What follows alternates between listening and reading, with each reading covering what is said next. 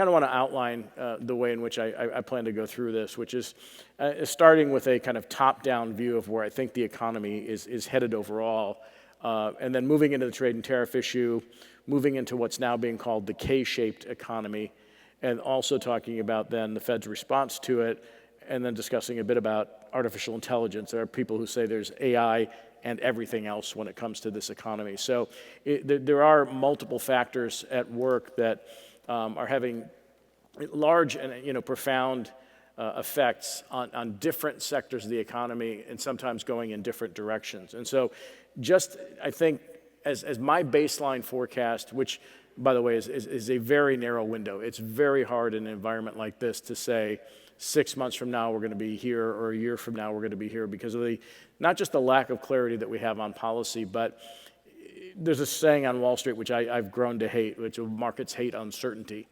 They really hate unpredictability, and that's really where we are today when it comes to policy. And I say this again, and I'll say this up front, is this, what I do is engage in policy analysis, not talk about personal preference. So if it sounds political, it's not. I'm just trying to analyze the policies that are in front of us as best I can, and then telescope that into what is the likely impact on everyone in this room and around the country.